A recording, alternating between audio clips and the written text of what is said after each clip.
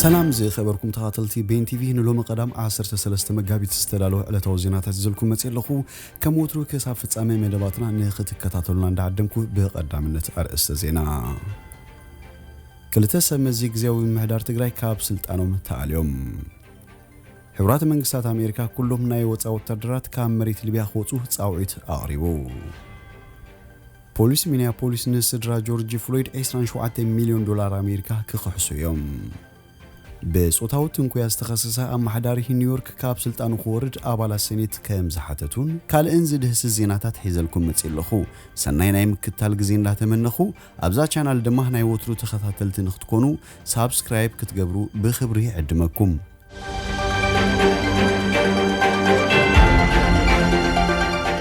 ክልተ ሰመዚ ግዚያዊ ምሕዳር ትግራይ ካብ ስልጣኖም ተዓልዮም ኣብ ግዚያዊ ምሕዳር ትግራይ ከገልግሉ ዝጸንሑ ምክትል ሓላፊ ቢሮ ርክብ ህዝብን መንግስትን አቶ ዓምዶም ገብረስላሴ ከምኡ ድማ ሓላፊ ቢሮ ኮንስትራክሽን መንገድን ትራንስፖርትን ዝነበረ አቶ አሉላ ሃብተአብ ካብ መዝነቶም ከም ዝተአልዩ ተገሊጹ በዛዕባ ዚ ቢቢሲ ዘዛረቡ አቶ ዓምዶም ገብረስላሴ በሓላፊ ግዚያዊ ምሕዳር ትግራይ አቶ ሙሉ ነጋ ካብ ስርሖም ከም ዝተሰናበቱ ከም ዝተነገሮምን ካብ ትማሊ ዓርቢ ጀሚሩ ስርሖም ደው ከብሉ ዝገልጽ ደብዳቤ ከም ዝበጽሖም ተዛሪቡ አቶ ዓምዶም ሚዲያታት ዝሃቦ መግለጺታት ከም ድማ በውድብ ዓረና ዝወጽ መግለጺ ካብ መዝነቱ ክእለ ምኽንያት ከም ዝኾኑ ይገልጽ ውድብ ዓረና ኣብ ቀረባ እዋን ኣብ ኩናት ትግራይ ንዝተፈጸሙ ገበናት ዘጻሪ ዘይሻራዊ ኮሚሽን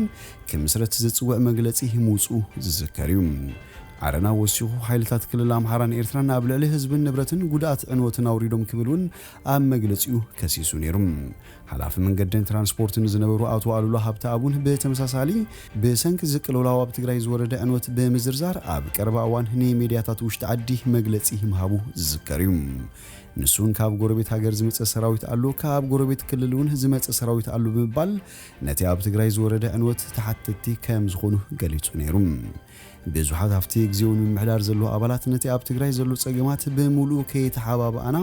ናብ ህዝቢ ክበጽሕ ኣለዎ ማሕበረሰብ ዓለም ክፈልጦ ኣለዎ ዝብል ቅዋም ዘለዎም ነይሩ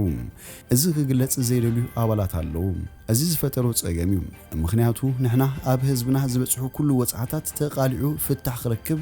ገበነኛታቱን ናብ ሕጊ ክቐርቡ ኢና ንደሊሉ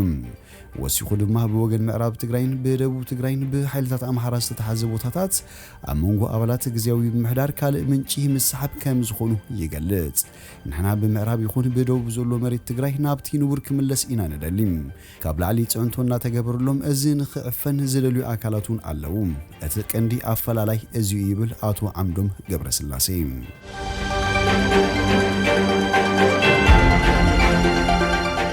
ሕብራት መንግስታት አሜሪካ ኩሎም ናይ ወጻኢ ወታደራት ካብ መሬት ሊቢያ ክወጹ ጻውዒት አቅሪቡ ቤት ምኽሪ ጸጥታ ውድብ ሕብራት ሃገራት UNSC ተማለ ዓርቢ ኩሎም አባላት ሃገራት ንትግባር ናይቲ ኣብ ዝሓለፈ ጥቅምቲ ዝተኸተመ ስምዕ ምቁራጽ ተኹሲ ሊቢያ ከኽብራህ ተማሕጺኑ እዚ ድማ ኩሎም ናይ ወጻኢ ኃይልታት ምስጓግ ማሕውራት ካብታ ብኩናት እትሕመዝ ዘላ ሃገር ምስጓጉን ዘጠቃልልን እዩ እቲ በአህጉራዊ ተቀባልነት ዝረኸበ መንግስቲ ሃገራዊ አካል GNA ንሃገራዊ ሰራዊት ሊቢያ LNA በዕልዋ አዛዚ ኸሊፋ ሓፍተር ዝምራሕ ኣብ ጥቅምቲ 23 ኣብ ኩሉ ከባቢታት ሊቢያ ተኹሲ ደውናይ ምባል ስምዕ ገይሩን ባሉ ይዝከር እቲ ሕብረት መንግስታት አሜሪካ ታሪኻዊ ዓወቲሉ ዝጽውዑ ርክብ ኩሎም ማሕውራትን ወጻተኛታትን ኣብ ውሽጢ 3 ወርሒ ካብ ሊቢያ ክወጹ ዝእዝዝን እንኮላዩ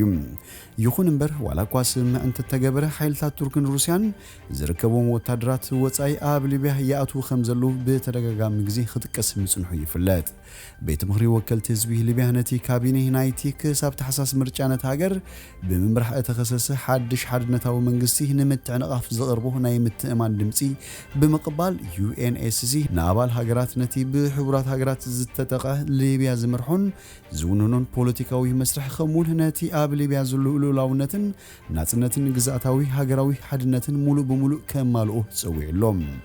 ዋሽንግተን በዕለተ ዓርቢ ኣብ ዘውጽኦ መግለጺ ቱርክን ሩስያን ሓዊስካ ንኹለን ናይ ወጻኢ ሃገራት ካብ ሊቢያ ንኽወጹ ተማሕጺኑ እዩ እቲ ብዛዕባ ወታደራዊ ምትፍናን ዝገልጽ ባዶ መረዳእታ ኣይተዓወተን ሃገራት ወጻኢ ንንጹሃን ሊቢያውያን ዝጉድእ ማሕውራትን ኣጽዋርን ክልእኻ ነዊሕ ግዜ እዩ ወሲድለን ይብል ኣማኻሪ ሃገራዊ ድሕነት ኣሜሪካ ጄክ ሱሊቫን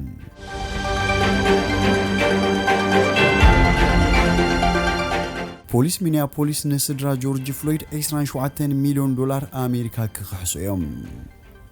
ንጆርጅ ፍሎይድ ኣባል ፖሊስ ከተማ ሚኒያፖሊስ ዝኾነ ደረክ ቻውሊን ብብርኩ ረጊጹም እናኣተሉ ብካሜራ ስለዝተሳለ ንፍትሕ ለውጥን ዝድርኽ ልዑል ተቃውሞ ከም ዘበጋገሰ ጠበቃታት እታ ስድራ ሓቢሮም ንቕትለት ሚስተር ቻውቪን ዝፈርድ ናይ ህዝቢ መጋባእያ ጁሪ ምምራጽ ይካየድ ኣሎ ቤት ምኽሪ ከተማ ሚኒያፖሊስ ነቲ ኣብ ክፍለ ግዛት ሚኒያፖስታ ቅድሚ ንቡር መስርሕ ፍርዲ ንካሕሳ ብዝምልከት ምስ ስድራ ግዳያት ኣብ ምርዳእ ክበጽሕ ሙሉእ ብሙሉእ ድምፂ ወሲኑ እዩ ጠበቃ ስድራ ቤት ፍሎይድ ቤን ክራምፕ እዚ ስምዕ ህይወት ጸለምቲ ዋጋ ከም ዘለዎን ኣብ ልዕሊኦም ብፖሊስ ዝፍጸም ጭካነ ደው ንኽብል ሓያል መልእኽቲ ዝሰድድ ኢሉ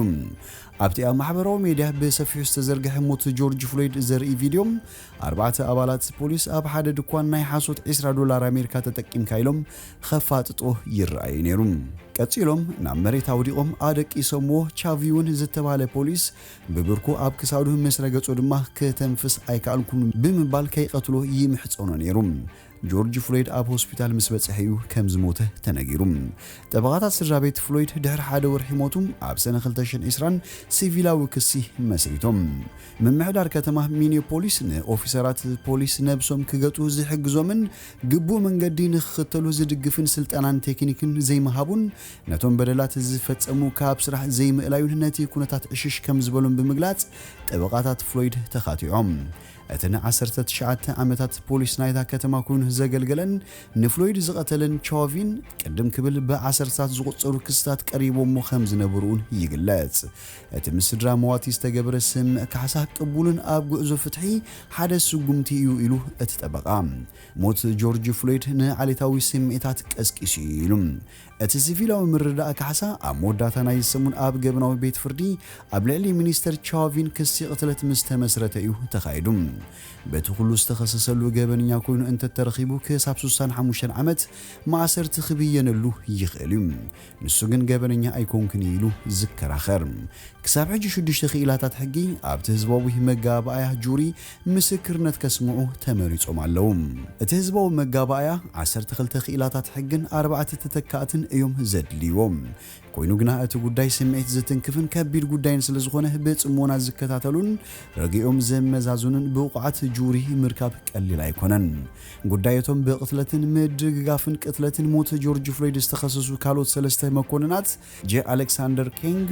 ቶኦን ቶማስ ሌንን ድማ ኣብ መወዳእታ ዝዓመት ኣብ ካለ መገባያ ክረአዩ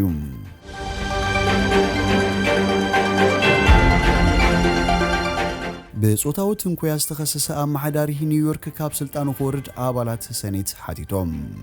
በኣማሕዳሪ ኒውዮርክ ጾታዊ ትንኮያ በጽሕነ እትብል ሰበይቲ ድሕሪ ምቕራባ ኣማሕዳሪ አንድሪው ኩሞ ካብ ሓላፍነቱ ክወርድ ገለ ኣባላት ሰኔት ጸዊዖም ኣባላት ውድብ ዲሞክራት ዝኾኑ ቻክ ሹኩመሪን ክሪተንን ግሊባርድን እቲ ኣማሕዳሪ እምነት ነበርቲ ኒውዮርክ ሲኑ ከም ዘሎ ተዛሪቦም ሽዱሽተ ደቂ ኣንስትዮ ኣማሕዳሪ አንድሪ ኩሞ በዘይ ፍቓድን ከም ዝሰዓመንን ከም ዝተናኸፈንን ከሲሰንን ትማለ ዓርብ ድማ ኣብ ኒውዮርክ ሪፖርተር ዝነበረት ካልአይቲ ሰበይቲ ጾታዊ ጥቃት ከም ዝተፈጸመላ ተዛሪባ ነቶም ዝቐረበሉ ክስታት ከም ዘይቅበሎም ዝገልጽ እቲ ኣማሕዳሪ ካብ ስልጣኑ ክወርድ ካብ ኣባላት ውድብ ዲሞክራትን ዝቐረበሉ ጻውዒት ነጺጉ ይርከብ እቶም ኣባላት ሰኔት ግን ብዙሕን ሓቅነት ዘለዎን ክስታት ከም ዝቐረቡን ብምግላጽ እምነት መሳርሕቱን ህዝቢ ኒውዮርክን ስለዝሰኣነ ካብ ስልጣኑ ይወርድ ዝብል መርገጺ ኣውጽኦም ይርከቡ ቅድም ክብል አሌክሳንድራ ኦካሳዮ ኮርቴዝን ጀማል ቦማንን ዝተባህሉ ኣባላት ኮንግረስ ነቶም ኣብ ልዕሊ እቲ ኣማሕዳሪ ዝቐርቡ ክስታት ከም ዝኣመንዎም እቲ መራሒ ኣብ ውሽጢ እዞም ጸጥታት ኮይኑ ስርሑ ብኣግባቡ ክሳለጥ ከም ዘይክእልን ዝሕብር መግለጺ ኣውጽኦም ነይሮም እዮም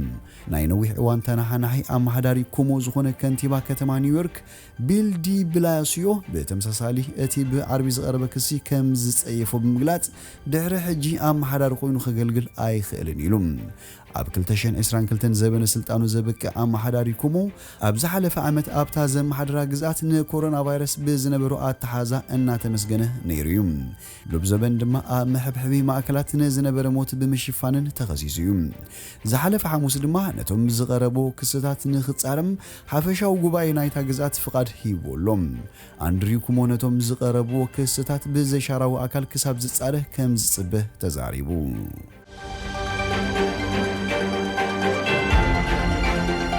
خبركم تهاتلتي بين تيفي نلوم زبلنا يوم السنة دونا أبزي ودينا لنا مسانا سلتصنحكم بلبنا مسكن سنين عخم